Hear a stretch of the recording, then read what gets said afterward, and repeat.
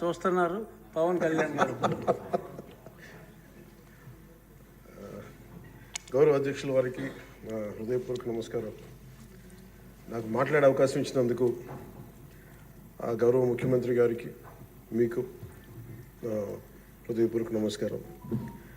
నేను గవర్నర్ గారి ప్రసంగానికి మనస్ఫూర్తిగా పార్టీ తరపు నుంచి నా తరపు నుంచి మనస్ఫూర్తిగా దానికి మద్దతు తెలుపుతూ ధన్యవాదాలు తెలియజేసుకున్నాను అధ్యక్షుడు. ఇక్కడున్న ఎక్కువ మంది చాలా సీనియర్ నాయకులు, మోస్ట్ ఆఫ్ దెమ్. నాకు ఇలాంటి సెషన్స్ ఎలా ఉంటాయో నాకు తెలియదు. ఫస్ట్ టైం నేను అంటే గొడవ ఎలా ఉంటుంది అసెంబ్లీలో నాకు తెలియదు. నాకు చాలా ఆశ్చర్యం కలిగింది ఏంటంటే నేను ఇట్లాంటి గొడవలు టీవీల్లో గతంలో తెలంగాణ నరసింహన్ గారు గవర్నర్గా ఉన్నప్పుడు ఉమ్మడి రాష్ట్రం అప్పుడు గొడవలు చూశాను, టీవీలో చూసామని. అట్లీస్ట్ దానికి ఒక కారణం ఉండిందో ఇంకో 100 విభేదించే పరిస్థితులు ఉన్నాయి. ఇక్కడ విభేదించడానికి ఏముందో నాకు తెలియలేదు. నేను అనుకుంటా ఉన్నా అసలు ఇలా ప్రవర్తించవచ్చా అని, ఇలా చేయొచ్చా అని. అంటే ఇది leaders should lead by example కదా. రాష్ట్రానికి ప్రథమ పౌరులైన గవర్నర్ గారు ఇలా ఈ స్థాయిలో ఉండి ఆయన మర్యాదపూర్వకంగా వచ్చి మన బడ్జెట్, మన రాష్ట్ర విధానాలని ఆయన ప్రవేశపెట్టి మాట్లాడుతూ ఉంటే గౌరవించే విధానం ఇదేనా అని అనిపించింది. సో నేను మనోహర్ గారితో మాట్లాడుతాను, మా సహచరులను మంత్రి, మన సివిల్ సప్లైస్ మినిస్టర్ గారితో. నా రూల్ బుక్ మేము ఇద్దరు మాట్లాడుకుంటే rules of procedure and conduct of business in Andhra Pradesh legislative assembly ఏంటి సార్ ఇలాగే మాట్లాడేస్తారంటే దాంట్లో చూపించాను. చాప్టర్ 5లో when the house assembles under article 175 176 of the constitution, every member shall maintain the dignity and solemnity of the occasion before, during or after the governor's address and shall not obstruct or interrupt the address in any manner. Maintenance of dignity and solidity at governors address అనేది చాలా స్పష్టంగా ఈ rule బుక్లో ఉంటే మనమే రూల్స్ని implement చేయాల్సిన వాళ్ళం. వారికి సంఖ్యాబలం ఉందా లేదా పక్కన పెడితే every member of this house has a responsibility to follow the rules. మనమే కనుక రూల్స్ని బ్రేక్ చేస్తే ఇంక మన ప్రజలకి కానీ చూసే వాళ్ళకి ఏం చెప్తాం. నాకు చాలా కాలం క్రితం నేను అప్పుడప్పుడు మనోహర్ గారిని అడుగుతూ ఉంటాను, సార్ అసెంబ్లీలో ఇక్కడ ఏమి గొడవలు జరిగినా ఎందుకు కేసులు పడవని అనేవాడు. ఇక్కడ ఏమి మీకు కొట్టుకో, ఇది నాకు చాలా కామన్ మ్యాన్ ఒక ఇష్యూ, ఒక ఇంక్విజిటివ్నెస్.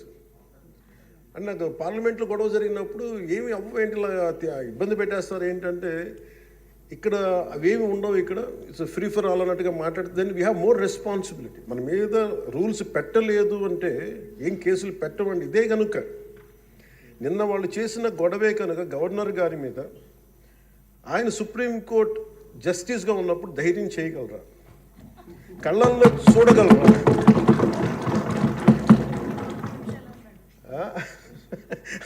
నాకు అది అనిపించింది.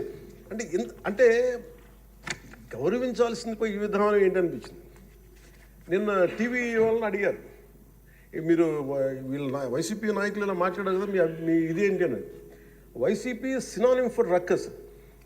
అంటే గొడవకు కానీ బూతులకు కానీ వాళ్ళు పర్యాయ పదం అయిపోయారు.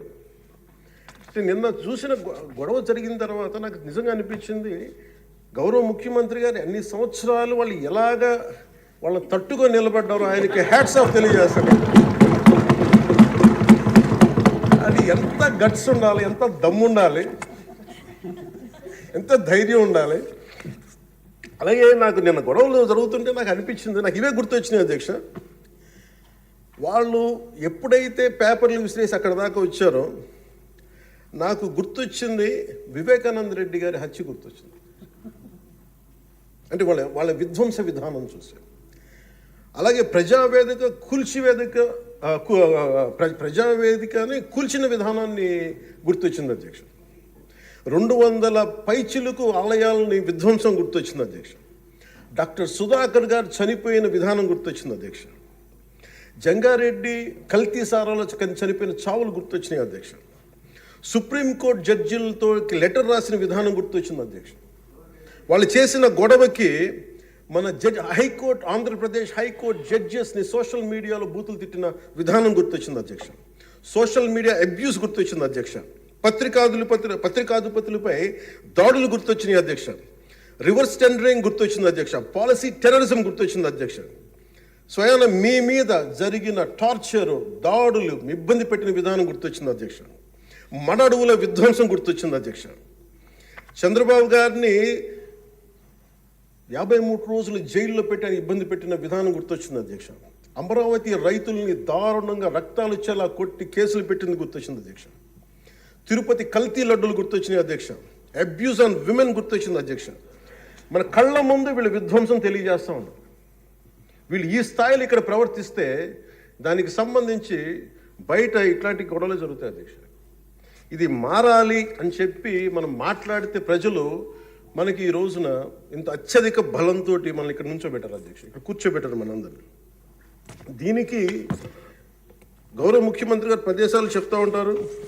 అలాగే ఇది మినిమం గవర్నమెంట్, ఇది మన నరేంద్ర మోదీ గారు చెప్తారు, గౌరవ ప్రధానమంత్రి, minimum government and maximum governance అని. దాంట్లో భాగంగానే చాలా గ్రేట్ అడ్మినిస్ట్రేటివ్ రిఫార్మ్స్ పట్టుకొచ్చారు. ఈ రోజున వాట్సాప్ గవర్నెన్స్ కూడా ముందుకు తీసుకెళ్ళడానికి ఆయన అనుభవం. అంటే మేము ఈ ప్రభుత్వం చేస్తున్నది అధ్యక్ష, ఎక్కడా కూడా ప్రభుత్వం ప్రజలకి సామరస్యపూర్వకంగా ఉండాలి, ఎక్కువ సానుకూలంగా ఉండాలి, ఎక్కువ బాధ్యతలు పెట్టాలి, ఎక్కువ బరువు పెట్టకూడదు అనే విధంగా గౌరవ ముఖ్యమంత్రి గారి ఆధ్వర్యంలో నడుస్తూ ఉంది ప్రభుత్వం. మేమందరం ఆయనకి సహాయ సహకారాలు అందిస్తూ ఉన్నాం అధ్యక్ష. Governor his excellency Abdul Nazeer గారికి రాష్ట్ర ప్రభుత్వ అధిపతిగా గవర్నర్ హోదాలో శాసనసభను ఉద్దేశించి రాష్ట్ర అభివృద్ధి భవిష్యత్ నమూనాను దిశానిర్దేశం చేసినందుకు వారికి నా హృదయపూర్వక కృతజ్ఞతలు. అలాంటి ఉన్నతమైన వ్యక్తి ఇస్తున్న సందేశాన్ని చూసి వైసీపీ వాళ్ళు బాయ్కాట్ చేయడం చాలా దురదృష్టకరం. ఇలాంటి ఆయన చూస్తూ ఉన్నాను అధ్యక్ష, ఇట్లాంటి ఇబ్బంది పెట్టే సమయంలో కూడా ఆయన ఆరోగ్యం కూడా సరిగ్గా లేదు, జ్వరం వచ్చిన సమయంలో కూడా ఆయన ఎంత ఇబ్బంది పెడుతుంటే ఆయన చాలా సక్సెస్ఫుల్గా ఆయనకి ఇచ్చినందుకు మనస్ఫూర్తిగా వారికి నా ధన్యవాదాలు, నా కృతజ్ఞతలు తెలియజేస్తాను. చట్టసభలు దేవాలయాలు లాంటివి, రాజ్యాంగాన్ని పరిరక్షించేందుకు 5 కోట్ల ఆంధ్రప్రదేశ్ రాష్ట్ర ప్రజల భవిష్యత్తుని నిర్ణయించే వేదిక ఇది. అలాంటి సభను హుందాగా నడిపించాలని కూటమి ప్రభుత్వం అధికారులకు వచ్చిన రోజు నుంచి తరచుగా చెప్తూ గౌరవ ముఖ్యమంత్రి గారు పదే మా అందరికీ దిశానిర్దేశం చేస్తూ ఉంటారు. గతంలో కూడా మొదటి రోజు కూడా వారికి ఎట్లా రావాలి పెడితే లేదు మనం ఇబ్బంది పెట్టొద్దు, వాళ్ళకి 11 సీట్లు వచ్చినా కానీ పాపం వారికి ఇవ్వాల్సిన గౌరవం వాళ్ళకి ఇద్దామని చెప్పి ఏ రోజు కూడా ఇబ్బంది పెట్టి గబుక్కుని ఒక మాట అంటుంటే గౌరవ సభ్యులు కొంతమంది ఇక్కడి నుంచి అలా చెయ్యొద్దు, అలా మాట్లాడకండి అని అందరినీ చాలా సున్నితంగా మందలించారు ఆయన. ఇట్లాంటి ఉన్నప్పుడు వాళ్ళు ప్రవర్తించే విధానం చాలా బాధ అనిపించింది. మేమందరం 164 మంది సభ్యులు చాలా బాధ్యతగా వ్యవహరిస్తున్నాం అధ్యక్ష. భవిష్యత్తులో కూడా రాజ్యాంగ పరిరక్షణ, రాష్ట్ర ప్రజల సంక్షేమం, రాష్ట్ర సమగ్ర అభివృద్ధి జయంగా వ్యవహరిస్తామని సందర్భంగా గవర్నర్ గారికి శాసనసభ వేదికగా తెలియజేస్తాం. నిన్న సభలో గందరగోళం సృష్టించి సభ నుండి వెళ్ళిపోయిన 11 మంది ఎమ్మెల్యేల పార్టీకి సంబంధించిన ఎమ్మెల్సీ ప్రవర్తనని ఖండిస్తూ ఇందులో ఆ తప్పు లేనప్పటికీ కూడా గవర్నర్ గారికి ప్రభుత్వం తరఫున క్షమాపణ తెలియజేస్తాను అధ్యక్ష. గౌరవ శాసనసభ స్పీకర్ శ్రీ అయ్యన్న పాత్రుడి గారికి, సభలో ఆసీనులై ఉన్న గౌరవ ముఖ్యమంత్రి శ్రీ నారా చంద్రబాబు నాయుడు గారికి, మంత్రివర్యులకు, శాసనసభ్యులకు, శాసనమండలి సభ్యులకు, అలాగే సభ నుంచి వెళ్ళిపోయిన వైసీపీ సభ్యులకు కూడా నా హృదయపూర్వక నమస్కారం. అధ్యక్ష, మేము ఆర్థిక ఇబ్బందులు పడుతున్న రాజధాని ఇచ్చి కూడా రాజధాని నిర్మించుకోలేని రాష్ట్రంలో గత ప్రభుత్వం రాజధానిపై నిర్మాణం దృష్టి పెట్టకుండా 3 ముక్కలాట ఆడింది. అభివృద్ధి కుంటుపడింది, ఆర్థిక స్థిరత్వం కోల్పోయింది. ఈ కారణంగా పెట్టుబడులు మందగించాయి, అధికార దుర్వినియోగం, క్షీణించిన శాంతి భద్రతలు, మౌలిక సదుపాయాలు, కల్పన వైఫల్యం కారణంగా రాష్ట్రం తీవ్ర సంక్షోభంలోకి వెళ్ళిపోయింది. ఇలాంటి సమయంలో గౌరవ ముఖ్యమంత్రి శ్రీ నారా చంద్రబాబు గారి నాయకత్వంలో ఆయన ఈ సవాళ్ళను అధిగమిస్తూ ప్రభుత్వాన్ని స్థాపించాం. ఇప్పుడు ఆర్థిక, సామాజిక, సాంస్కృతిక, విద్య, ఆరోగ్య, పర్యావరణ మరియు మౌలిక సదుపాయాల అభివృద్ధి లక్ష్యంగా ప్రాంతాల వారి సమగ్రమైన అభివృద్ధి ప్రణాళికతో ముందుకు వెళ్తున్నాం. ఎన్నికల ముందు పరిస్థితులు చూసాం. సాంత్వన, ఓదార్పు కావాల్సిన రాష్ట్రానికి ఈ రోజున వాళ్ళు బాధ్యత రాహిత్యం మనకి చూసాం. గత కొంతకాలంగా రాష్ట్రం ఆర్థిక సుస్థిరత కోల్పోయిన ధర్మిలా తిరిగి నారా చంద్రబాబు గారి నాయకత్వంలో పునర్జీవం వైపు అడుగులు వేస్తున్న కీలక సమయం అది. అదేవిధంగా ప్రభుత్వంలో పారదర్శకత, జవాబుదారీతనం తీసుకురావాలనే ఉద్దేశంతో పంచాయతీరాజ్ శాఖలో అవినీతికి ఎటువంటి తావు లేకుండా ఉద్యోగుల బదిలీల కార్యక్రమం చేపట్టడం జరిగింది అధ్యక్ష. గ్రామ పంచాయతీలో ఘనంగా జాతీయ వేడుకలు జరుపుకోవాలనే ఉద్దేశంతో స్వాతంత్ర గణతంత్ర దినోత్సవాల వేడుకలను ఖర్చులను పెంచి పంచాయతీలకు అందించడం జరిగింది. ప్రభుత్వం అధికారంలోకి వచ్చిన వెంటనే ఒకే రోజు 13,326 గ్రామ సభలు నిర్వహించి ప్రపంచ రికార్డు సాధించామన్న ఈరోజు తీసుకున్న నిర్ణయాలను చిత్తశుద్ధితో అమలు చేసేందుకు పల్లె పండుగ పేరుతో కార్యక్రమం రూపొందించి 3 నెలల కాలంలో సంక్రాంతి పండుగ నాటికి రాష్ట్ర వ్యాప్తంగా ప్రతి గ్రామంలో రోడ్లు నిర్మించే చర్యలు తీసుకున్నాం అధ్యక్ష. కేంద్ర ప్రభుత్వం గ్రామీణ అభివృద్ధి శాఖ ఆధ్వర్యంలో ప్రతిష్టాత్మకంగా నిర్వహించే మహాత్మా గాంధీ జాతీయ ఉపాధి హామీ పథకం ద్వారా విడుదలవుతున్న నిధులను పూర్తి స్థాయిలో సద్వినియోగం చేసుకుంటూ అభివృద్ధి కార్యక్రమాలకి వినియోగం చేస్తూ కేంద్ర ప్రభుత్వం చేత ప్రశంసలు అందుకుంటున్న విషయాన్ని సందర్భంగా మీకు తెలియజేస్తాం అధ్యక్ష. దాదాపు 4,500 కోట్ల వ్యయంతో 30,000 అభివృద్ధి కార్యక్రమాలను ప్రారంభించి రాష్ట్ర వ్యాప్తంగా 4,300 కిలోమీటర్ల సీసీ రోడ్లు నిర్మాణం చేపట్టడం జరిగింది అధ్యక్ష. గత ప్రభుత్వం 5 ఏళ్ల హయాంలో 1,800 కిలోమీటర్ల సీసీ రోడ్లు నిర్మాణం చేస్తే కేవలం 6 నెలల కాలంలో గౌరవ ముఖ్యమంత్రి శ్రీ నారా చంద్రబాబు గారి నాయకత్వంలో కూటమి ప్రభుత్వం 4,300 కిలోమీటర్ల నిర్మాణం చేపట్టింది. ఇప్పటికీ 3,000 కిలోమీటర్లు పూర్తి కాగా ఇంకో 1,300 కిలోమీటర్ల రోడ్ల నిర్మాణం ముగింపు దశకి చేరుకునే అధ్యక్ష. ఇవే కాకుండా పాడి రైతుల ఆదాయాన్ని పెంచేలా, పాడి పశువులకి రక్షణ కల్పించే ఉద్దేశంతో రాష్ట్ర వ్యాప్తంగా 22,500 గోకులాలని నిర్మాణం చేపట్టడం జరిగింది అధ్యక్ష. గత ప్రభుత్వం 5 ఏళ్ల కాలంలో కేవలం 268 మినీ గోకులాలు మాత్రమే నిర్మించింది అధ్యక్ష. వాళ్ళు 5 సంవత్సరాల కాలంలో వాళ్ళు నిర్మించింది 268 మినీ గోకులాలు అధ్యక్ష. ఎన్డీఏ ప్రభుత్వం నారా చంద్రబాబు గారి నాయకత్వం వచ్చింది 22,500 గోకులాలు మేము నిర్మాణం చేపట్టడం జరిగింది. అలాగే పంచాయతీరాజ్ శాఖ నుంచి ప్రత్యేకించి గత ప్రభుత్వం ప్రతి శాఖలో కూడా అవినీతిని, నిధుల మళ్లింపు, దుబారా ఖర్చులు, నిర్లక్ష్య ధోరణి, భవిష్యత్ అవసరాలపై దృష్టి పెట్టకపోవడం వంటి కారణాలతో రాష్ట్ర భవిష్యత్తు వెనక్కి వెళ్ళింది అధ్యక్ష. దాని మీద గవర్నర్ గారి ప్రసంగం గ్రామీణాభివృద్ధి ప్రాముఖ్యత గురించి చాలా బలంగా నొక్కి చెప్పారు. రాష్ట్ర అభివృద్ధి, గ్రామాలే బలమైన పునాదికి ఈ ప్రభుత్వం నమ్మి ఆచరించి చూపిస్తుంది. గ్రామ సభల నిర్వహణ, ఉపాధి హామీ పనులు, గ్రామీణ మౌలిక వనరుల అభివృద్ధి, తాగునీటి సరఫరా, పారిశుద్ధ్య సౌకర్యాల ఒక ఉద్యమంగా పల్లి పండుగను ముందుకు తీసుకెళ్తున్నాం అధ్యక్ష. ఈ ప్రయత్నాల ద్వారా విజన్ 2047కి అనుగుణంగా మన రాష్ట్రంలోనే దేశంలోనే నెంబర్ 1 లక్ష్యంగా నిలబెట్టాలని మనస్ఫూర్తికి మేమందరం కృషి చేస్తున్నాం అధ్యక్ష. అదేవిధంగా రాష్ట్రంలో ప్రతి ఇంటికి స్వచ్ఛమైన తాగునీరు అందించేందుకు, ప్రతి ఇంటికి పంప్ కనెక్షన్, నీటి కనెక్షన్ ఇవ్వాలనే ఉద్దేశంతో కేంద్ర జలశక్తి సహకారంతో ఆధ్వర్యంలో చేపట్టిన జల్ జీవన్ మిషన్ గత ప్రభుత్వం నిర్వీర్యం చేశారు. దాన్ని ఎక్కడ పైప్ లైన్లు వేస్తున్నాం, ఎందుకు వేస్తున్నాం కూడా తెలియకుండా నీటి వనరులు లేని చోట పైప్ లైన్లు వేశారు. అలా నిధులను చాలా దుర్వినియోగం జరిగింది. ఇప్పుడు దాన్ని ముందుకు తీసుకెళ్తున్నాం అధ్యక్ష. అలాగే మేము వచ్చినప్పుడు ఎన్నికల సమయంలో కుల గణన మాత్రమే కాదు, యువతలో నైపుణ్య గణన జరగాలని మేమందరం కోరుకున్నాం అధ్యక్ష, గౌరవ ముఖ్యమంత్రి గారి ఆధ్వర్యంలో.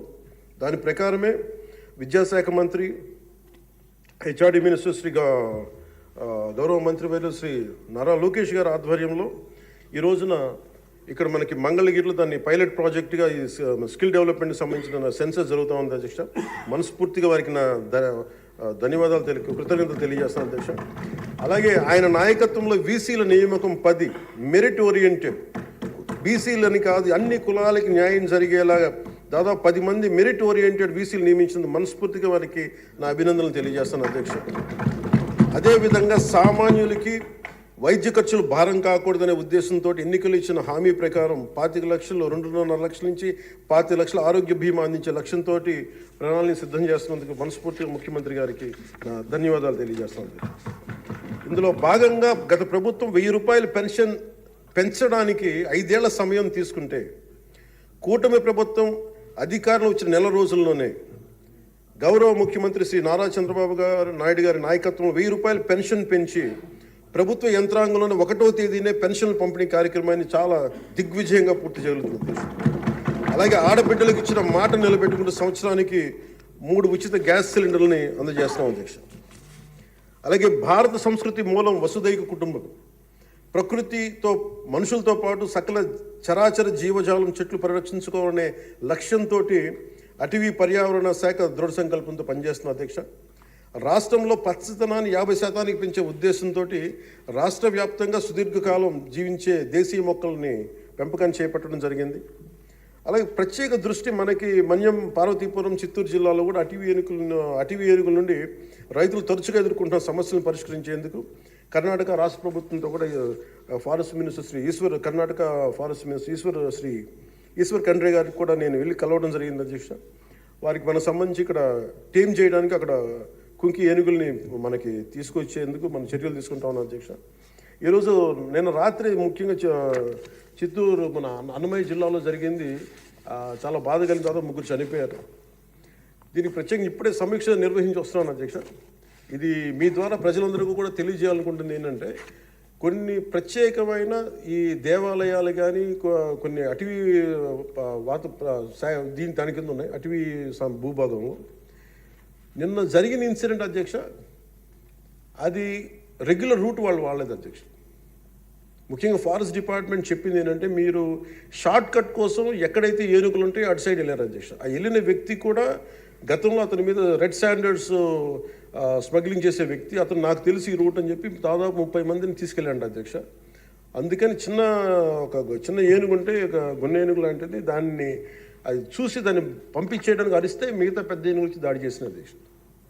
అందుకే ప్రత్యేకించి ఈ ఏనుగులు సంచరించే ప్రాంతాల నుండి ప్రజలందరికీ కూడా మీ ద్వారా నేను తెలియజేస్తుంది, మీరు ప్రిస్క్రైబ్డ్ రూట్స్లోనే మీరు దయచేసి ఫారెస్ట్ ఎవరైతే నిర్దేశించిన రహదారులోనే వెళ్ళండి మీరు అని చెప్పి మీరు దయచేసి మీ ఉద్దేశం తెలియజేస్తాం. లేదంటే అవి వాటి ఉంటున్న ఏరియాలోకి మన ప్రాంతాల్లోకి వెళ్ళి మనం ఆపదను కొని తెచ్చుకుంటున్నామని మీకు తెలియజేస్తూ వాళ్ళకి ప్రజలు కూడా దీన్ని తెలుసుకోవాలని మీ ద్వారా తెలియజేస్తాను అధ్యక్ష. ప్రభుత్వం వచ్చిన వెంటనే గత ప్రభుత్వం అటవీ శాఖ మంత్రిగా పనిచేసిన వాళ్ళు కూడా 77 ఎకరాలు అధ్యక్ష, 77 ఎకరాల అటవీ భూమిని వాళ్ళు అన్యాక్రాంతం జరిగింది అధ్యక్ష. గౌరవ ముఖ్యమంత్రి నారా చంద్రబాబు గారి నాయకత్వంలో తిరిగి 77 ఎకరాలు మనం సీజ్ చేయడం జరిగింది అధ్యక్ష. తిరిగి దానికి తగ్గ శిక్షలు పడేలాగా చర్యలు తీసుకుంటాం అధ్యక్ష. గత ప్రభుత్వం తరచుగా ఎర్రచందనం స్మగ్లింగ్ గురించి వింటూ ఉండేవాళ్ళం. విదేశాల్లో ఎన్నోసార్లు మన రాష్ట్ర సంపద నుంచి ఎర్రచందనం పట్టుబడింది. ఉదాహరణకి మీకు ఒక సంఘటన చెప్తాను అధ్యక్ష. ఎంత నెగ్లిజెంట్గా ఉన్నారంటే, నేను కుంకి ఏనుగుల గురించి కర్ణాటకకి వెళ్ళాను అధ్యక్ష. వెళ్తే అక్కడ కర్ణాటక ఫారెస్ట్ డిపార్ట్మెంట్ వాళ్ళు చెప్తుంది ఏంటంటే, వాళ్ళకి థ్యాంక్ యూ చెప్తున్నారు. థ్యాంక్ యూ అని మీ వల్ల 125 కోట్ల ఆదాయం వచ్చిందని చెప్తున్నారు మీ ఆంధ్రప్రదేశ్ వల్ల. నాకు అర్థం కాలేదు ఏంటి సార్ అంటే, మనకి పచ్చని మన ఎర్రచందనం చెట్లు కొట్టేసి కర్ణాటకకి వెళ్ళిపోయినాయి. అక్కడ కర్ణాటక ఫారెస్ట్ డిపార్ట్మెంట్ వాళ్ళు పట్టుకొని దాన్ని వాళ్ళు స్వాధీనం చేసుకొని 2 విడతలుగా ఒకసారి 100 కోట్లు ఇంకోసారి 25 కోట్లు మన ఎర్రచందనాన్ని స్వాధీనం చేసుకొని వాళ్ళు ట్రెజరీలోకి జమ అయింది అధ్యక్ష. మన ఫారెస్ట్ డిపార్ట్మెంట్ అధికారులు కూడా తెలియదు అధ్యక్ష. ఇంకా ఆయన అటవీ శాఖ మంత్రి గురించి చెప్పకలే, ఆయన 77 ఎకరాలు స్వాధీనం చేసుకున్నారు కాబట్టి అనేకనంతం జరిగిపోయింది, ఆయన పట్టించుకునే మైండ్లో లేడండి. అంటే ఇంత అడ్డగోలు దోపిడీ జరిగింది అధ్యక్ష. మన ఫారెస్ట్ డిపార్ట్మెంట్ కూడా నేను అడిగే వరకు నేను వెళ్ళి ఆ రోజు రివ్యూ చేయకుండా ఉండుంటే, ఆ రోజు వెళ్లకుండా కానీ ఉండుంటే ఈ విషయం ఎప్పటికీ బయటకు వచ్చినది కాదు అధ్యక్ష.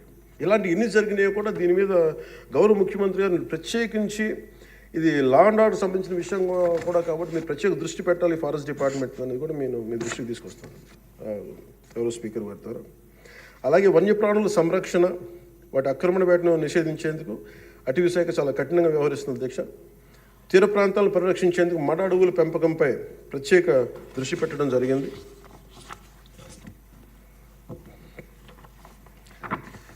గౌరవ ముఖ్యమంత్రి గారికి దాదాపు ఒక 2 నెలల క్రితం వారి దృష్టికి వెళ్ళిన అధ్యక్ష. వారి దృష్టికి కొన్ని విషయాలు తీసుకొచ్చాను. గత 5 సంవత్సరాల కాలంలో చాలా గిరిజన, మీకు తెలుసు ఉత్తరాంధ్ర ప్రాంతంలో గిరిజన ప్రాంతాల్లో అసలు డోలీల ద్వారా పేషెంట్స్ని తీసుకొచ్చి అంబులెన్స్ వెళ్ళలేని గ్రామాలు ఉన్నాయి, రోడ్లు లేని గ్రామాలు ఉన్నాయి.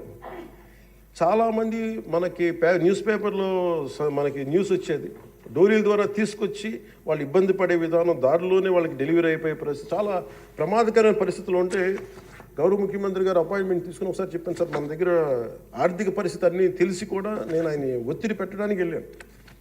సార్ మీరు ఇట్లా ఉంది పరిస్థితి అంటే ఆయన అడ్మినిస్ట్రేటివ్ శాంక్షన్ ఒక 35 కోట్లు ఆ రోజున పెద్ద మనసుతో ఇచ్చారు అధ్యక్ష.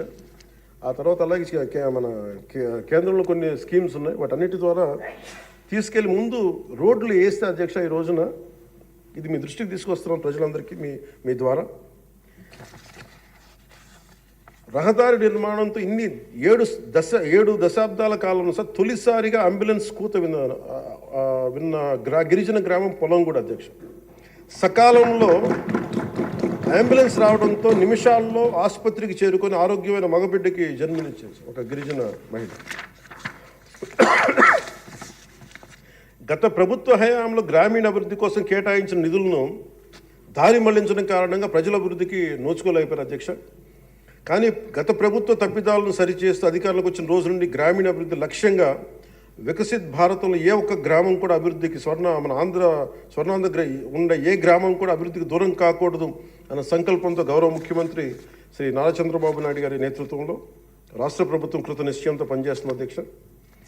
గిరిజన గ్రామాలు, కొండ ప్రాంతాల్లో డోలీ మోతలు ఈ ముగింపు పలికే దిశగా ఆంధ్రప్రదేశ్ ప్రభుత్వం పంచాయతీరాజ్ గ్రామీణాభివృద్ధి శాఖ ఆధ్వర్యంలో చేపట్టిన మౌలిక సదుపాయాల కల్పనలో భాగంగా శ్రీకాకుళం జిల్లా కొత్తూరు మండలం గుట్టుపల్లి నుండి పొలంగూడ వరకు నూతన బీటీ రోడ్డు నిర్మాణం కొరకు మహాత్మాగాంధీ జాతీయ ఉపాధి హామీ పథకం కింద 21-22 ఆర్థిక సంవత్సరంలో మంజూరు చేయడం జరిగింది అధ్యక్ష. దీనిని సీతంపేట గిరిజన సంక్షేమ ఇంజనీరింగ్ డిపార్ట్మెంట్ ఏజెన్సీ పని పూర్తి చేయాల్సి ఉంది. నూతన ప్రభుత్వం ఏర్పడిన తర్వాత అధికార యంత్రాంగంతో సమీక్షలు నిర్వహించి ఏ రోడ్లు అయితే చేయలేదో కొన్ని రోడ్లని ప్రత్యేకించి ఒక రోడ్డుని ఎన్నుకొని ఈ రోడ్డు నిర్మాణం పూర్తి చేసేందుకు కావాల్సిన చర్యలు తీసుకోవడం జరిగింది అధ్యక్ష. 2024 డిసెంబర్ నెలలో 2.5 కిలోమీటర్ల బీటీ రోడ్డు నిర్మాణం మొదలుపెట్టి 2025 జనవరి నెలాఖరు నాటికి ఈ నిర్మాణం పూర్తి చేయడం జరిగింది అధ్యక్ష.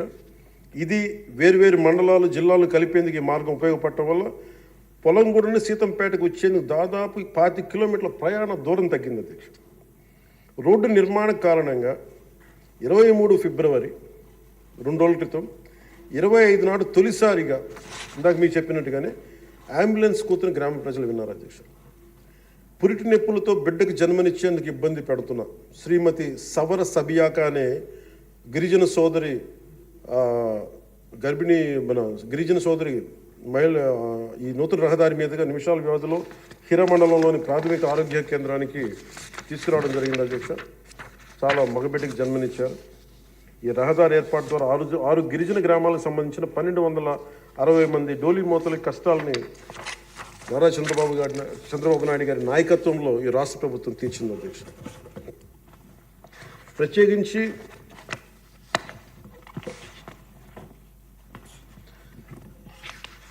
ప్రధానమంత్రి గారికి ప్రత్యేక ధన్యవాదాలు మనందరికీ తెలియజేయాల్సిన, గౌరవ సభ్యులందరికీ తెలియజేయాల్సిన బాధ్యత ఉంది. ఆంధ్రప్రదేశ్ గత వారి పాలనలో, వైసీపీ పాలనలో నలిగిపోతున్న దశలో ఏ ఒక్కరికి కూడా నేను ఎంత నిర్లక్ష్యంగా, ఎంత దుర్మార్గంగా ప్రవర్తించిన విధానం ఇక్కడే చట్టసభలో అలా ప్రవర్తిస్తుంది. రియల్ లైఫ్లో మీకు వాస్తవానికి వాళ్ళు ఎలా చేశారో తెలుసు. ఇలాంటి పరిస్థితుల్లో ఇంకొకసారి వాళ్ళ ప్రభుత్వం వస్తే పరిస్థితులు ఏమవుతాయి? దాదాపు సుదీర్ఘ 4 దశాబ్దాల అనుభవం ఉన్న ఆయన్నే, గౌరవ ముఖ్యమంత్రి గారిని 53 రోజులు జైల్లో పెట్టి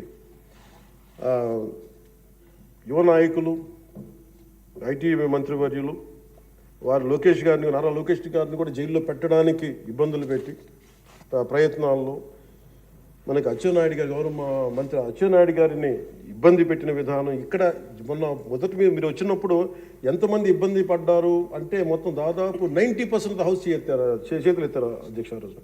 అలాంటి పరిస్థితుల నుంచి నేను కోరుకుంది ఒకటే అధ్యక్ష, ఆ రోజున ఆంధ్రప్రదేశ్ 5 కోట్ల మంది ప్రజలకి మేము అండగా ఉండాలి, దానికి ఏమి చేయాలని చెప్పి ఎక్కడా కూడా ఓట్లు చీలకూడదని చెప్పిన తర్వాత చెప్పింటే నన్ను తిట్టు లేదు అధ్యక్ష, అందరూ తిట్టారు నన్ను. కానీ ఈరోజు నాకు ఆనందం ఏముందంటే అధ్యక్ష, ఈ రోజున గౌరవ ప్రధానమంత్రి నరేంద్ర మోదీ గారి దృష్టికి తీసుకెళ్ళి, కేంద్ర నాయకత్వానికి తీసుకెళ్ళి ఆ రోజున మాకు ఇది కావాలి, మీరు చెయ్యాలి అని చాలా ఇంపాసిబుల్ టాస్క్లు అడిగాం అధ్యక్ష ఆ రోజున. ముఖ్యంగా విశాఖ స్టీల్ ప్లాంట్ అధ్యక్ష. విశాఖ స్టీల్ ప్లాంట్ అధ్యక్ష మీకు తెలిసిందే ఇది, కానీ ఒకసారి మనందరం కూడా దీన్ని గుర్తు చేసుకోవాల్సిన అవసరం చాలా ఉంది అధ్యక్ష. ఇది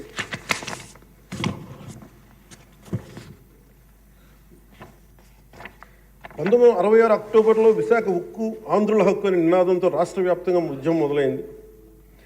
దాదాపు ఉద్యమంలోకి యువత విద్యార్థులు పూర్తి స్థాయిలో వచ్చారు. 1966 నవంబర్ 1వ తేదీన రాష్ట్ర వ్యాప్తంగా నిరసనలు చేపట్టారు. లాఠీ చార్జీలు, కాల్పుల్లో 32 మంది చనిపోయారు అధ్యక్ష. వీటిలో ఒక బిగ్ లిస్ట్ ఉంది అధ్యక్ష, 32 పేర్లు. ఉదాహరణ కొన్ని పేర్లు చెప్తున్నా అధ్యక్ష. టి సన్యాసిరావు, అంజూరి అప్పారావు, తంగిళ్ళ సత్యం, పోలినేని ఏసయ్య, మస్తాన్, హబీబుల్లా రెహమాన్, బాలమురళీకృష్ణ, సాంబశివరావు, పరాంకుశ్ దాస్. తెలంగాణ జగిత్యాల నుంచి సాయిరెడ్డి, కాకినాడ నుంచి బాబురావు గారు కానీ, ఇలా పీలేరు, ఆదిలాబాద్, వరంగల్, పలాస, ఉమ్మడి రాష్ట్రం నుంచి ఇంతమంది చనిపోయారు అధ్యక్ష. ఇది ఒక ఇంపాసిబుల్ టాస్క్ అధ్యక్ష. దీనిని ప్రైవేటీకరణ జరిగిపోతుంది అని అంటే ఎంత బలమైన ఇబ్బందులు పెట్టారంటే అధ్యక్ష. ఈ రోజున కూర్చోబెట్టి వీళ్ళు చాలా ఎక్కువ మాట్లాడుతూ ఉన్నారు. వీళ్ళు ఆ రోజున 21 జనవరి 27న విశాఖ ఉక్కు పరిశ్రమలో పెట్టుబడుల ఉపసంహరణ డిస్ఇన్వెస్ట్మెంట్ కేంద్రం ప్రకటన చేశారు అధ్యక్ష. ఆ రోజున వీళ్ళు మద్దతు పలికారు అధ్యక్ష. వైసీపీ నాయకులు మద్దతు పలకటమే కాకుండా వాళ్ళు కూర్చొని మమ్మల్ని అందరినీ ఇరకాటంలో పెట్టాలని. అలాంటి పరిస్థితుల్లో నేను, మా నాయకులు మనోహర్ గారు వెళ్ళాం అధ్యక్ష ఢిల్లీకి. వెళ్ళి ఇక్కడ సభ జరిగింది. సభ జరిగితే మేము ఆ రోజున కేంద్ర మంత్రి, హోంమంత్రి శ్రీ అమిత్ షా గారిని కలిసాం అధ్యక్ష. ఉక్కు ప్రైవేటీకరణపై నిర్ణయం మీరు పునరాలోచించుకోమని చెప్పాము అధ్యక్ష. ఒకటే చెప్పాము అధ్యక్ష, ఈ రోజున ఇంతమంది చనిపోయారు, దాదాపు 32 మంది. మా ఆంధ్రప్రదేశ్లో తెలంగాణ అన్న భావం ఉంటుంది. మా ఆంధ్రప్రదేశ్కి దురదృష్టం ఏంటో దౌర్భాగ్యం తెలియదు. మాకు ఎప్పుడు కులాల భావం తప్ప మేము ఆంధ్రులు అనే భావన మాకు లేదు. ఒకే ఒక్క చోట ఆంధ్రులు అనే భావం ఎక్కడ వస్తుందంటే విశాఖ స్టీల్ ప్లాంట్ ఒక్క దగ్గరే ఆంధ్రులు అనే భావన వస్తుంది. అంటే మేము అది నేను చాలాసార్లు అనుకుంటూ ఉంటాను అధ్యక్ష, ఎందుకు విశాఖ ఉక్కు అనుకనే ప్రతి ఒక్కరికి ఒక ఏకత ఉంటుంది దాంట్లో ఐడెంటిటీ ఎందుకు ఉంటుందని ఆలోచిస్తే అధ్యక్ష, 32 మంది యువకుల బలిదానం, దాని శక్తి దానికి ఉంటుంది అధ్యక్ష. అది కదిపేస్తుంది. అలాంటిది నేను ఒకటే చెప్పాను, మేము వెళ్ళి, సార్ ఇది కనుక మీరు చేయగలిగితే అది ఎవరి చేతుల్లో లేదు, అది మీరు పెద్ద మనసుతో ఆలోచించి డిస్ఇన్వెస్ట్మెంట్ చేయమంటే వాళ్ళు ఒకటి చెప్పారు అధ్యక్ష, మేము గతంలో మీరు ఈ మినీరత్న కంపెనీ ఉంది అధ్యక్ష, దానికి డ్రెడ్జింగ్ కార్పొరేషన్ ఆఫ్ ఇండియా అని, దాన్ని తీసుకోగలిగా కానీ దీన్ని తీసుకోలేమని చెప్పి మాకు కూడా ఏం చెప్పారంటే అధ్యక్ష, ఇది ఇంపాసిబుల్ అన్నట్టుగానే చెప్పారు అధ్యక్ష ఆ రోజున. కానీ నేను 2 చేతులు జోడించి మా ప్రయత్నం మేము చేసాం అధ్యక్ష. అదృష్టవశాత్తు గౌరవ ముఖ్యమంత్రి గారు ముందుకు తీసుకెళ్లారు అధ్యక్ష. ఈ ప్రపోజల్ని చాలా బలంగా తీసుకెళ్లారు ఆయన. అదే ప్రభుత్వం నిన్న అంత గొడవ చేసిన నాయకులు నిన్న వాళ్ళు ఏం చేశారంటే అధ్యక్ష, గతంలో దాన్ని స్టీల్ ప్లాంట్ని ప్లాట్గా ముక్కలేసి అమ్ముకోవడానికి సిద్ధపడిపోయారు అధ్యక్ష. Really it's a shame. నేను మొన్న స్టీల్ ప్లాంట్ సంఘాల నాయకులు నా దగ్గరికి వస్తే అడిగాను, ఆ రోజున మీరు అంత గోల చేశారు కదా, మీరు మేము ఉన్నప్పుడే ఇంత గోల చేస్తారు, గౌరవ ముఖ్యమంత్రి గారు ఉన్నప్పుడే మీరు చాలా ప్రజాస్వామ్యం ఇంత గోల చేస్తారు, ఆ రోజు అతను ఉంటే ఒక్కళ్ళు నోరెత్తుపరేంటే కొడతారని భయం మీకు అన్నాను కామ్గా. అంటే ఇలాంటి పరిస్థితుల నుంచి ఈ రోజున మన స్టీల్ ప్లాంట్కి డిస్ఇన్వెస్ట్మెంట్ని ఆపి తిరిగి పెట్టుబడులు తీసుకొచ్చినందుకు మనకి భారతదేశ ప్రధానమంత్రి శ్రీ నరేంద్ర మోదీ గారికి ప్రత్యేక ధన్యవాదాలు తెలుపుతున్నాను.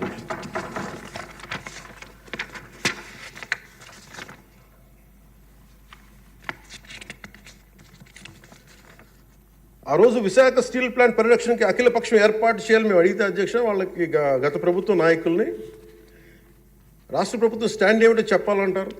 విశాఖ స్టీల్ ప్లాంట్ ప్రైవేటీకరణ జరగకుండా ఉంటే ఎలా ఆపుతారు చెప్పాలని ఇలా కళ్ళబుల్లి కబుర్లు చెప్తే చూస్తూ ఊరుకోమని వాళ్ళకి మాట్లాడారు అధ్యక్ష. వైసీపీ నాయకులు కేంద్రం మా మాట వినదని చెప్పారు అధ్యక్ష. పదవులు కావాలి, బెయిల్ కావాలని అడిగితే స్టీల్ ప్లాంట్ ఎక్కడి నుంచి వస్తుంది అధ్యక్ష? కేంద్ర ప్రభుత్వం ప్రవేశపెట్టిన ప్రతి బిల్లుకి మద్దతు ఇస్తున్నప్పుడు స్టీల్ ప్లాంట్ కోసం ప్రత్యేకంగా గనులు ఎందుకు అడగలేదని వాళ్ళు నిలదీశారు అధ్యక్ష. రోజు నేను చెప్పాను మీకు ఒక కార్యాచరణ ప్రకటించండి. మాకు ఆ రోజున ఒక ఎమ్మెల్యే, ఆ ఎమ్మెల్యే కూడా మీరు తీసేసుకున్నారు. వైసీపీకి ఉన్నారు, మీకు టీడీపీకి ఉన్నారు. ఆ రోజు 175 మంది ఎమ్మెల్యేలు, 25 మంది ఎంపీలు. ఒక ఐక్య కార్యాచరణ ప్రకటించండి అంటే అండగా ఉంటామని చెప్తే కూడా వాళ్ళు కాపాడుకోలేపారు అధ్యక్ష. కానీ నారా చంద్రబాబు గారి నాయకత్వం మేము కాపాడుకున్నాం అధ్యక్ష. స్టీల్ మేము చాలా గర్వంగా చెప్పగలం, చాలా గర్వంగా చెప్పగలం అధ్యక్ష. అలాగే దీన్ని ప్రత్యేకించి అధ్యక్ష ప్రధానమంత్రి గారికి మన సభ నుంచి అందేలాగా ఆంధ్రప్రదేశ్ మన అమరావతి మన క్యాపిటల్ దగ్గర నుంచి వెళ్ళేలాగా అక్కడికి అందేలాగా వారికి నా కృతజ్ఞతలు తెలియజేస్తాను అధ్యక్ష. I take this opportunity to express my wholehearted gratitude to Honorable Prime Minister Sri Narendra Modi ji for his unwavering trust in the Andhra Pradesh government and for extending the immense support in every aspect of state development. मैं इस अवसर पर माननीय प्रधानमंत्री श्री नरेंद्र मोदी जी को आंध्र प्रदेश सरकार पर भरोसा दिखाने और विकास में सहयोग देने के लिए अपना आभार व्यक्त करता हूं. The Polavaram project, Adhyaksha, these are key things. One is Polavaram project. The central government stood by us. That is, number one is Polavaram project, the lifeline of Andhra Pradesh. The Polavaram project is crucial for irrigation, resolving the drinking water crisis across the state. Under the previous regime, the project faced severe neglect with less than 10% of the work completed, leading to unnecessary cost escalations and delays due to reverse tendering. After forming the new government, Honorable CM Sri Nara Chandrababu Naidu Garu reassessed the project status and sought central support. The central government under the leadership of Sri Narendra Modi ji responded immediately, approving 12,157 crore for 24-25 and 5,936 crore for 25-26, ensuring rapid progress towards completion. The second one is Jal Jeevan Mission, Adhyaksha, safe drinking water for every household. The mission aims to provide 55 liters of safe drinking water per person daily through tap connections across 95.44 lakh households in Andhra Pradesh. The previous government failed to achieve even 1% progress in 5 years. The central government has sanctioned 27,000 crore for phase 1, boosting implementation efforts. The Andhra Pradesh government also has requested 54,000 crore for phase 2 and successfully advocated for an extension of the mission till 2028. And we acknowledge and we thank Honorable Prime Minister Sri Narendra Modi. Another major development projects worth 2.8 lakh crores. On June 7th, from Visakhapatnam, Honorable PM Sri Narendra Modi ji inaugurated and announced 2,08,500 projects, including a Visakha railway zone for strengthening and connectivity and boosting regional transportation, green hydrogen hub and bulk drug park, positioning Andhra Pradesh as an industrial core leader, Chris City in Krishnapatnam industrial area, Tirupati district, enhancing economic opportunities, various national highway and railway projects improving infrastructure and connectivity, Urvakal industrial corridor driving employment generation in Rayalaseema region and reducing migration.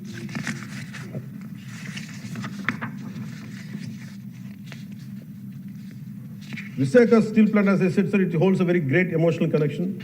I'm grateful to Honorable PM for understanding and allocating funds for additional supporting, increasing its financial support from 620 crore to 8,620 crores for 24-25 and 3,295 crore for 25 and 26, ensuring its revival and profitability.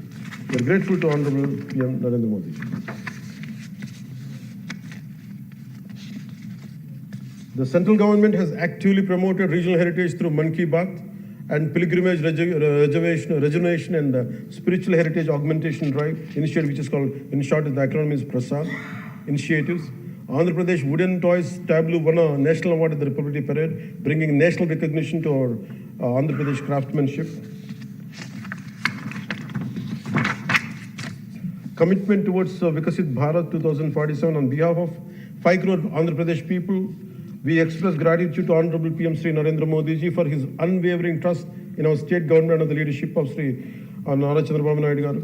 Under his visionary leadership, Andhra Pradesh is committed to contributing towards a $2 trillion economy as a part of Vikasit Bharat 2047. We all will work relentlessly to achieve Swarnandhra 2047, ensuring a prosperous and a developed Andhra Pradesh.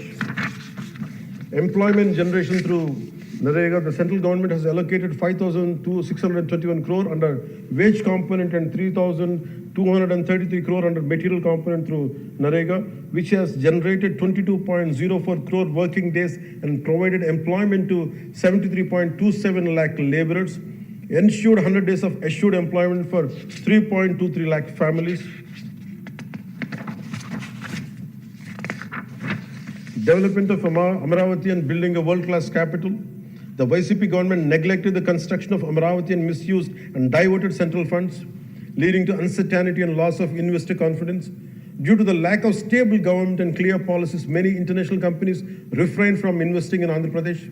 The newly formed NDA government is committed to developing Amaravati as a world-class capital under the leadership of Sri Nara Chandrababu Naidu garu. So for this, central government has sanctioned 15,000 crore and assured continued support for timely completion of the capital.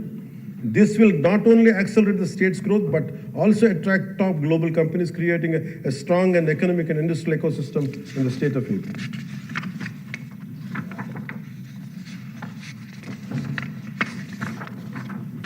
So once again, my sincere thanks to Honorable Sri PM Sri Narendra Modi ji and all esteemed central ministers for their support in transforming Andhra Pradesh into a growth powerhouse.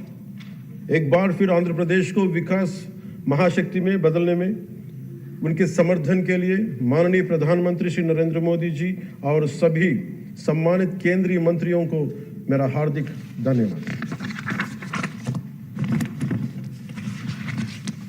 ఈ మాటలు మీకు చెప్పి సెలవు తీసుకున్న అధ్యక్ష, ముఖ్యమంత్రి శ్రీ చంద్రబాబు నాయుడు గారి సలహాలు సూచనలతో మేమందరం ముందుకెళ్తున్నాం అధ్యక్ష.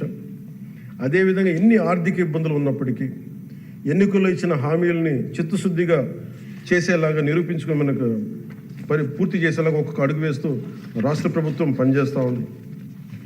ఈ 5 ఏళ్ల కాలం పాటు అభివృద్ధికి దూరమైన రాష్ట్రాన్ని ఎలాగైనా సరే గాడిలో పెట్టాలి, యువతకు ఉపాధి అవకాశాలు కల్పించాలి, ప్రజలకి కనీసం మౌలిక సదుపాయాలు కల్పించాలి, రైతు కన్నీరు పెట్టిన రాష్ట్రంగా ఆంధ్రప్రదేశ్ను తీర్చిదిద్దాలి, రాష్ట్రంలో శాంతి భద్రతలు పరిరక్షించాలి, 2047 నాటికి స్వర్ణాంధ్రప్రదేశ్ సాధించి వికసిత్ భారత్లో $2 ట్రిలియన్ ఎకానమీగా అవతరించి కీలక పాత్ర పోషించాలని ఆకాంక్షిస్తూ ఈ రాష్ట్రం అడుగులు వేస్తున్న అధ్యక్ష.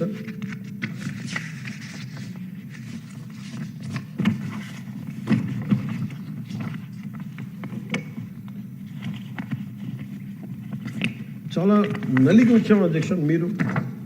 మీ మీద కూడా కేసులు పడ్డాయి, మిమ్మల్ని కూడా ఇబ్బంది పెట్టారు. ఇలాంటి సమయంలో one caution all of us, వ్యక్తిగతంగా నేను తీసుకున్న అధ్యక్ష, నా పార్టీ వ్యక్తులు కూడా చెప్తా ఉన్నాను, ఇది ప్రజలకు కూడా తెలియజేస్తాం. గత 5 సంవత్సరాల కాలం నలిగిపోయాం అధ్యక్ష. మేమందరం గౌరవ ముఖ్యమంత్రి గారు ఎంత నలిగిపోయారు మనందరికీ తెలుసు. ఎంత ఇబ్బంది పడ్డారు, ఇంట్లోంచి ఆడవాళ్ళు బయటికి రావాలంటే ఇబ్బంది పడ్డారు, రాష్ట్రంలో నవ్వు లేదు, భయాలు ఉండి. అలాంటి స్థాయి నుంచి మేమందరం కలిపి ప్రజల్లో విశ్వాసాన్ని చెరుకున్నాం అధ్యక్ష. వీళ్ళు నిలబడతారని ఒక మనందరం తీసుకోవాల్సిన మా అందరికీ కూడా నేను పదే నాకు చెప్పుకుంటాను అధ్యక్ష. అది సంకీర్ణ ప్రభుత్వాలు చాలా ఛాలెంజింగ్ అధ్యక్ష. ఒక పార్టీ అయితే ఇబ్బంది లేదు, కానీ మన అదృష్టమో ఏదో దురదృష్టమో తెలియదు, కానీ సంకీర్ణ ప్రభుత్వం వచ్చింది మనది. అది ఎటు తీసుకున్నా కానీ our commitment is for people అధ్యక్ష. ఎన్నిసార్లు కూడా చాలాసార్లు గౌరవ ముఖ్యమంత్రి గారికి నన్ను ఇబ్బంది పెట్టి చాలామంది చాలా రకాల వ్యాఖ్యలు చేసినప్పటికీ కూడా మేము బలంగా కలిసి ఉంటాం అనడానికి ఇది వారి గురించో నా గురించో లేదంటే లోకేష్ గారి గురించి ఇంకెవరి గురించో కాదు. ఇది we have committed for people అధ్యక్ష. మేము ఆంధ్రప్రదేశ్ ప్రజల కోసం మేము నిలబడి ఉన్నాం అధ్యక్ష. ఇబ్బందిగా ఉంటాయి కొన్ని కానీ సంకీర్ణ ప్రభుత్వం కలిసి లేకపోతే మటుకు ప్రజలకి మేము ద్రోహం చేసిన వాళ్ళం అధ్యక్ష. ఎట్టి పరిస్థితుల్లో కూడా అధ్యక్ష మేము మీకు మాటిస్తున్నాం, ప్రజలకు మేము మీ ద్వారా మాటిస్తున్నాం. మాలో ఎన్ని ఇబ్బందులు ఎన్ని ఇట్లాంటివి వచ్చినా, ఎవరైనా మాట్లాడిన గౌరవ సభ్యులు ఎవరైనా మాట్లాడిన మేము ఇట్లా అధిగమించి ప్రజల్లో మన్నను చూరుకొని 15 సంవత్సరాలు ఖచ్చితంగా మా ఎన్డీఏ ప్రభుత్వం ఉంటుంది. ఎన్ని ఇబ్బందులు ఉన్నప్పటికీ కింద పడతాం, మీద పడతాం, అవి మా ఇంటి విషయాలు అధ్యక్ష, అవి మన ఇంటి విషయాలు, అవన్నీ మన ఎన్డీఏ కూటమి విషయాలు, మన కుటుంబ విషయాలు. కింద పడతాం, మీద పడుతున్నాం, ఒక మాట అనొచ్చు, ఇంకోటి అనొచ్చు, నాకు ఏం అభ్యంతరం. కానీ ఇంకొకసారి మటుకు గవర్నర్ గారికి గౌరవం ఇవ్వని వ్యక్తుల పార్టీ మటుకు ఈ సభలో అడుగు పెట్టకూడదు. వాళ్ళకి కూడా అధికారం రాదు. దీంట్లో మనం ప్రజాస్వామ్యం కేవలం ఎన్నికల విజయాలతో పరిపూర్ణం కాదు అధ్యక్ష. మంచి పరిపాలన అందించాలంటే జవాబుదారీతనంతో కూడిన చర్చలు అవసరం అధ్యక్ష. ప్రతిపక్షం అనేది లేదు. నేను చెప్పాను, మాకంటే ఒక సీట్ వచ్చినా మీరు ప్రతిపక్షంలో కూర్చున్నారు కానీ నేను సంతోషంగా ఉంటానంటే పాపం లేదు. మీకు ప్రజలు మీకు ఇవ్వలేదు అవకాశం లేదు. మాకు దామాషా పద్ధతి ప్రకారం పర్సంటేజ్ ప్రకారమే మాకు ఓట్లు మాకు ప్రతిపక్షం కావాలంటే they should go to Germany అధ్యక్ష. అక్కడ ప్రాసెస్ ఉంది, అక్కడ ఫెసిలిటీ ఉంది, అక్కడ సౌలభ్యం ఉంది. మీరందరూ తలా కాంట్రిబ్యూషన్ చేస్తున్న సభ్యులందరూ వాళ్ళకి కూర్చొని ఫ్లైట్కి వెళ్ళేసి పంపిస్తాం అధ్యక్ష. అంటే ఇక్కడ మనకున్న, అంటే మనం సరదాగా మాట్లాడుకున్న మనకున్న బాధ్యత, మనమే అధికార పార్టీ, మనమే మన గౌరవ ముఖ్యమంత్రి గారు చెప్పారు అధ్యక్ష, మనమే ప్రతిపక్షంగా కూడా ప్రవర్తించాలని. అంటే నిర్మాణాత్మక ప్రతిపక్షంగా యాజ్ ఎ కాన్షియస్ కీపర్గా. సింగపూర్లో మనకు తెలిసి PIP, people's action party, which is initiated by great leader Lee Kuan Yew, స్వీయ నియంత్రణ కోసం వాళ్ళు అధికారంలో ఉండటం కారణంగా స్వీయ నియంత్రణ కోసం అధికార పార్టీలోనూ విభిన్నమైన అభిప్రాయాలతో కూడిన చర్చలు చేస్తారు అధ్యక్షుడు. భారతదేశ స్వాతంత్రం వచ్చాక పార్లమెంటు మొట్టమొదటి సమావేశ సందర్భం ప్రస్తుత సభకి ప్రజలు ఇచ్చిన తీర్పును ప్రతిబింబిస్తుంది. అప్పుడు ఇతర పార్టీ నుండి గెలిచిన అంబేద్కర్ గారిని న్యాయశాఖ మంత్రిగా నియమించారు. ప్రతిపక్ష జనసంఘ చెందిన శ్యాంప్రసాద్ ముఖర్జీ నెహ్రూ గారు మంత్రివర్గంలో చేర్చుకున్నారు. వారు బాబు రాజేంద్ర ప్రసాద్ గారిపై అనేక నిర్ణయాలపై విభేదించేవాళ్ళు. ఎమర్జెన్సీ తర్వాత వచ్చిన ప్రభుత్వంలో కాంగ్రెసేతర పక్షాలు వాజ్పేయి గారు కానీ, మొరార్జీ దేశాయ్ గారు కానీ, చరణ్ సింగ్ గారు విభిన్నమైన పక్షాలు భాగస్వామ్యం అయినాయి. నేటి ఆంధ్రప్రదేశ్ పరిస్థితి స్వాతంత్రం సిద్ధించిన తర్వాత లేక ఎమర్జెన్సీ తర్వాత దేశ పరిస్థితిని గుర్తు చేస్తున్న అధ్యక్ష. రెండో ప్రపంచ యుద్ధంలో కూడా బ్రిటన్కి జాతీయ ఐక్యత అవసరమైనందున లేబర్ పార్టీ నాయకుడు అట్లీ చర్చిల్ సంకీర్ణ మంత్రివర్గంలో మంత్రి అయ్యారు. మా పార్టీ, మా కూటమి పాత తరం విలువలతో కూడిన రాజకీయం చేస్తాం అధ్యక్ష. అందుకు ఈ ఇబ్బందులను మేము నిలబడతాం. ఈ దేశ ఇలాంటి విపత్కర పరిస్థితుల్లో నేషనల్ రీకన్సిలియేషన్ క్యాబినెట్ అని అన్ని పక్షాలతో క్యాబినెట్ ఫామ్ చేస్తారు అధ్యక్ష. ఇప్పుడు మన రాష్ట్రంలో ఉన్నది స్టేట్ రీకన్సిలియేషన్ క్యాబినెట్ అని చెప్పొచ్చు అధ్యక్ష. ప్రతిపక్షంగా ఉండాల్సిన వాళ్ళు ముఖం చాటేస్తున్న ఈ సందర్భంలో అధికార పక్షం ప్రతిపక్షం ఇది ఒక్కోసారి మాలో మేము ఉదాహరణకి టీటీడీలో ఒక తప్పు జరిగింది అధ్యక్ష. చిన్నది పాలనా ఇష్యూ, అది కొన్ని ప్రాణాలు కోల్పోయి ఆ రోజు నేను వాళ్ళందరికీ వెళ్ళి క్షమాపణ చెప్పాను అధ్యక్ష. దేనికంటే ఇది నాకు సంబంధం లేదు అని అనుకోవడం కాదు, మన క్షమాపణ చెప్పానండి అధ్యక్ష. బాధల్లో ఉన్న వాళ్ళకి, ప్రాణాలు కోల్పోయిన వాళ్ళకి మనం తగ్గి మీ బాధలు కానీ మేము ఉన్నాం, మీ బాధలను పంచుకోవడానికి ఏదో కొంత ఊరట చెప్పకపోతే తప్పు చేసిన వాళ్ళు అవుతుంది అధ్యక్ష. మనం ఆ రోజు తప్పు చెప్పకుండా సారీ చెప్పకుండా కనుక ఉండే అధ్యక్ష, వాళ్ళని ఆంధ్రప్రదేశ్ ప్రజల కోసం అధ్యక్ష. ఎట్టి పరిస్థితుల్లో కూడా 11 ఇంకా ఇంత గోల చేయగలుగుతారంటే వాళ్ళకి ఒకటి పెరిగితే ఎంత గోల చేస్తారో మనం అందరం కూడా ఆలోచించాల్సిన అవసరం. సో మన విభేదాలు విభేదాలు ఉంటాయి. ఒక తల్లికి పుట్టిన బిడ్డలకి విభేదాలు ఉంటాయి. మనందరం రకరకాల పార్టీల నుంచి వచ్చాం, రకరకాల పరిస్థితులు. కానీ మనందరం కమిట్మెంట్ ఫర్ ఎ వికసిత ఆంధ్రప్రదేశ్, స్వర్ణ ఆంధ్రప్రదేశ్. గౌరవ ముఖ్యమంత్రి గారు ఎందుకు నాకు అంత గౌరవం అంటే, ఒక పార్టీ నడపడం ఎంత కష్టం నాకు తెలుసు అధ్యక్ష. 4 దశాబ్దాల నుంచి నేను ఒకవైపు ఆయన చంపి ఆయన ఇబ్బంది పెడతా ఉంటాను. సార్ నాకు ఇది కావాలి, మాకు డబ్బులు ఇవ్వండి. డబ్బులు నా కోసం కాదు, నేను అడిగేది ఏం అడుగుతాను, రోడ్లు కావాలని అడుగుతాం. లేదంటే గౌరవ సభ్యులందరూ నాకు రోజు మా పంచాయతీలో రోడ్లు లేవు, ఈ ఇబ్బందులు ఉన్నాయంటే ఫైనల్గా మళ్ళీ నేను వెళ్ళి ముఖ్యమంత్రి గారే చేయి చేస్తాను. ఆయనేమో పయ్యావుల కేశవ్ గారి వైపు చూస్తారు. ఉదాహరణకి మీకు ప్రతిసారి ఇబ్బంది ఉంటుంది అధ్యక్ష. కానీ వీటన్ని అధిగమించాలంటే we have to show our collective commitment and leadership to the state of Andhra Pradesh and to its people. That is very essential from ఇది మనం. ఎందుకంటే ప్రతిసారి బ్యూరోక్రాట్స్ కూడా మనం బలంగా ఉంటేనే బ్యూరోక్రసీ కూడా చాలా బలంగా పనిచేస్తుంది. అందుకే బ్యూరోక్రసీ కూడా కూర్చోబెట్టి వాళ్ళు వింటలేదు అనడానికి వీళ్ళు ఉండరేమో అని అనుకుంటే మటుకు వాళ్ళు కూడా వదిలేస్తారు. అందుకని మన commitment for people should be very strong and should be have to show hour great resilience. అందుకని నాకు మనందరం కూడా ఇబ్బందులు ఉన్నా కానీ ఒక మాట అనుకుందాం, చేద్దాం, కానీ మన commitment for people should not waiver, not even inch. That's what I believe in అధ్యక్ష. ఇది మీ దృష్టికి ఒకటే తీసుకొచ్చి ముగిస్తాను అధ్యక్ష.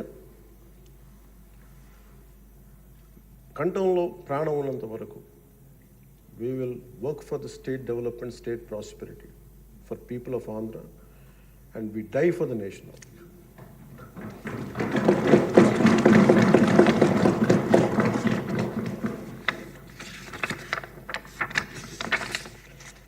మరోమారు గౌరవ స్పీకర్ గారి ద్వారా గవర్నర్ గారికి మనస్ఫూర్తిగా ధన్యవాదాలు తెలియజేస్తూ ఎప్పటికప్పుడు మీ సలహాలు సూచనలు అందిస్తూ ప్రభుత్వం నుంచి మంచి పరిపాలన అందించేందుకు సహకరిస్తానని ఆశిస్తున్నాను. ముగింపు వాక్యాలుగా ప్రధాని శ్రీ నరేంద్ర మోదీ గారి మాటల్ని గుర్తు చేసుకుంటున్నాం. Good governance with good intentions is a hall mark of a government. Implementation with integrity is our core passion. And ఈ మాటలు చెప్పి నేను ముగిస్తాను అధ్యక్ష. నాకు అవకాశం ఇచ్చిన గౌరవ స్పీకర్ గారికి, అలాగే గౌరవ ముఖ్యమంత్రి గారికి, గౌరవ సభ్యులందరికీ, పేరు పేరు అందరికీ, మంత్రివర్యులందరికీ నా ధన్యవాదాలు తెలియజేస్తున్నాను. జై హింద్. ముఖ్యమంత్రి గారు మాట్లాడే ముందు సార్ 2 విషయాలు చెప్పాలనుకున్నాను సార్.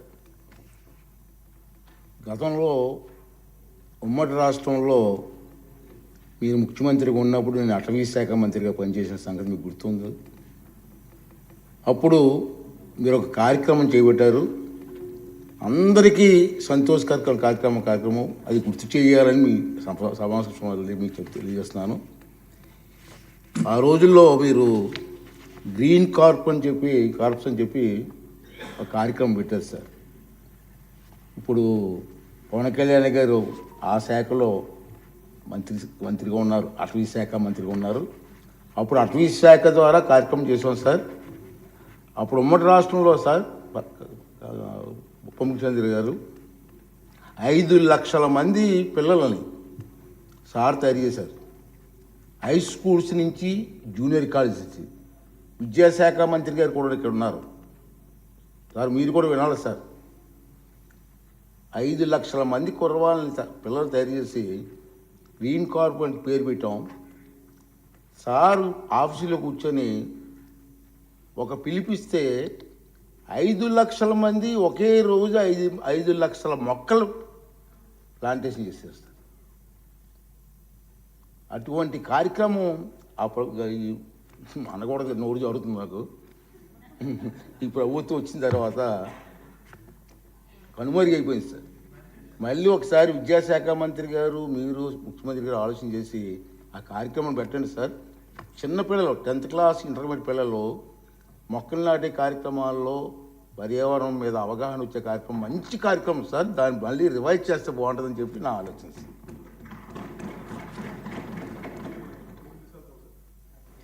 కాదు, ఏది అడిగినా డబ్బులతో ముడిపడదు సార్. నా భయం ఏంటంటే గతంలో ఒక సినిమా ఉంది సార్, జల్సా అని. దాంట్లో హీరో పాత్రధారి ఫ్రెండ్స్ ఎవరు వచ్చినా డబ్బులు అడిగితే ఆ వార్డ్రోబ్ ఉంది, ఆ వార్డ్రోబ్లో చొక్కా ఉంటుంది, ఆ చొక్కాలో డబ్బులు అడిగి తెచ్చుకోండి. సో ప్రతిసారి వెళ్ళను, ఒక్కో ఫ్రెండ్ అడిగితే డబ్బులు కట్టి అక్కడ తెచ్చుకోండి. ఒకసారి ఉంగరం తీసుకుంటే ఇంకో తీసుకుంటూ ఉంటాం. 3 సార్లు అయిపోయి 5వ సారి కూడా వచ్చిన తర్వాత అసలు ఎవరైతే చొక్కా పోయి అతను బయటకు వస్తాడు.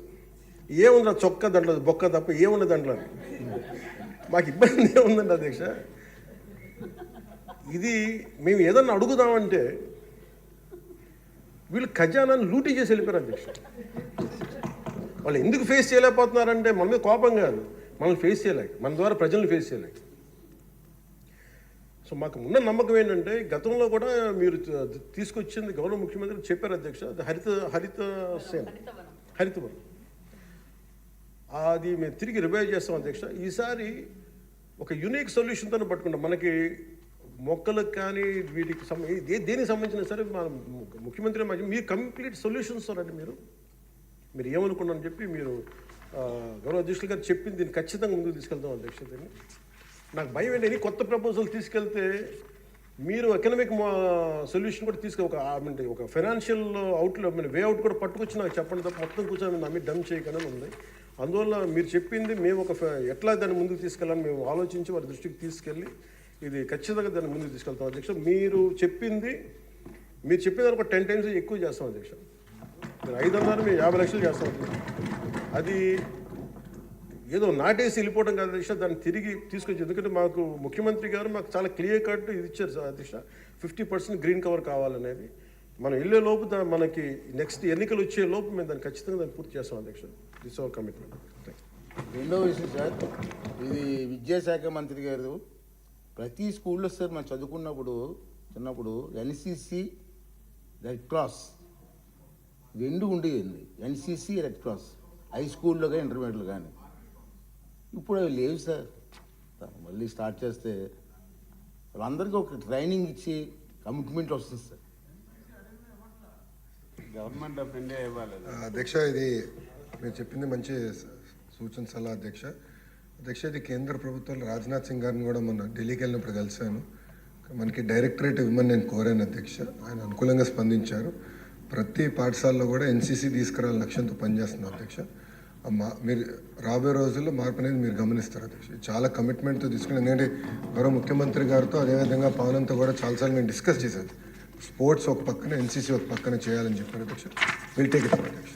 Thank you sir. నేను రెడ్ క్రాస్లో నేను పని చేశాను సార్ 10th క్లాస్లో సార్. అంటే చాలా బాగా మంచి కార్యక్రమం సార్. మళ్ళీ రివైజ్ చేయాలి. ఏం చేస్తాను. రైట్ థ్యాంక్ యూ అధ్యక్ష. సార్ ఇప్పుడు